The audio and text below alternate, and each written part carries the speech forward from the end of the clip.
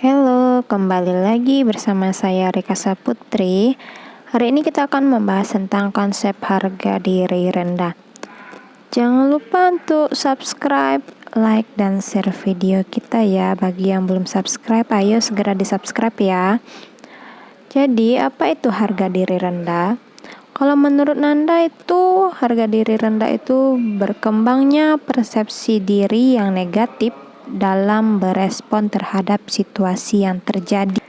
Bisa kita simpulkan itu berarti harga diri rendah itu mempunyai makna berupa suatu kondisi di mana individu itu menilai dirinya atau menilai kemampuan dirinya itu secara negatif ya.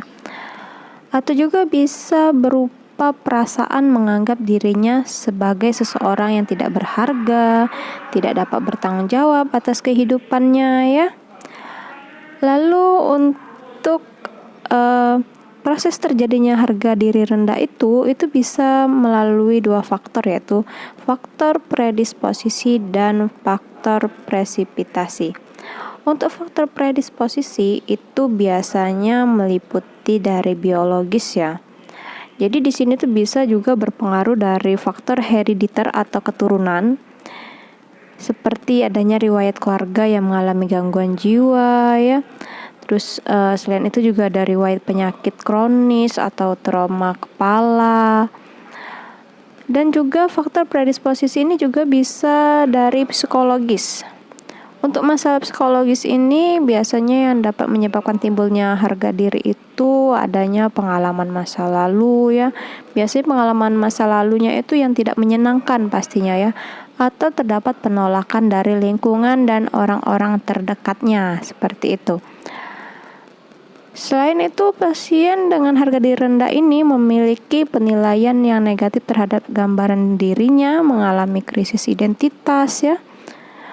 Mungkin untuk yang sudah pernah dinas di rumah sakit jiwa sudah tahu ya ciri-cirinya seperti itu ya. Dan faktor satu lagi itu faktor sosial budaya itu sangat mempengaruhi juga, di mana adanya penilaian negatif dari lingkungan itu sangat berpengaruh ya.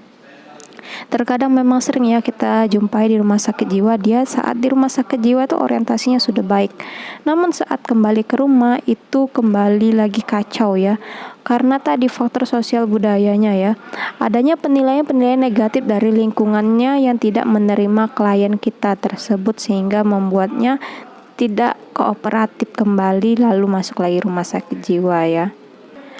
Untuk faktor presipitasinya itu biasanya didapatkan dari riwayat traumanya. Jadi kita bisa lihat itu terkadang pasien itu ternyata memiliki riwayat trauma berupa penganiayaan seksual atau pengalaman yang tidak menyenangkan ya. Atau bahkan bisa dari peristiwa yang mengancam kehidupannya. Lalu itu ada juga ketegangan peran. Ketegangan peran itu disebabkan oleh transisi peran perkembangan ya. Ini maksudnya perubahan normatif itu yang berkaitan dengan pertumbuhan, seperti transisi dari masa anak-anak ke remaja ya. Lalu juga transisi peran situasi itu dimana terjadi dengan bertambahnya atau berkurangnya anggota keluarga melalui kelahiran atau kematian. Faktor presipitasi yang lainnya itu ketegangan peran transisi peran sehat sakit. Ini merupakan akibat adanya pergeseran dari kondisi sehat ke sakit.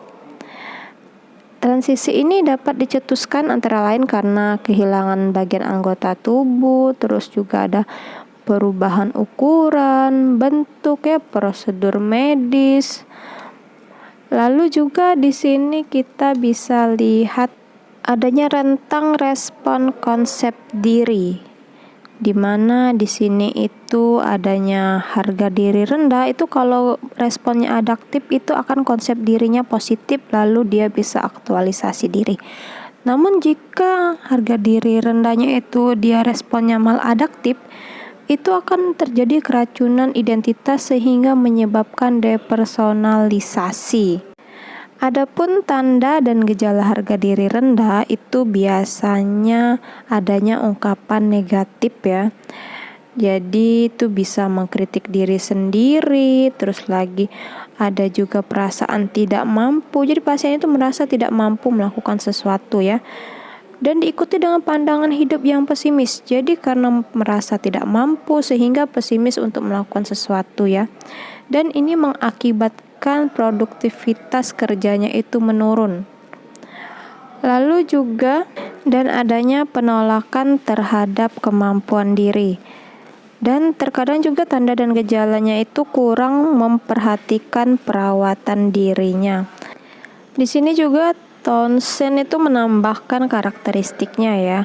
Biasanya pasien dengan harga diri rendah itu memiliki karakteristik berupa ekspresi rasa malu atau bersalah, lalu juga ragu-ragu untuk mencoba hal baru atau situasi-situasi baru ya, karena mereka merasa harga dirinya rendah ya. Jadi mereka selalu ragu-ragu. Dan juga tuh terdapat hipersensitivitas terhadap kritik. Nih, untuk klien atau pasien kita ini biasanya mereka akan sangat sensitif terhadap kritikan. Jadi agak berhati-hati untuk mengucapkan kata-kata ya. Oke, sampai di sini dulu video kita kali ini. Saksikan video-video kita selanjutnya. Jangan lupa untuk subscribe, like, dan share video kita ya. Terima kasih.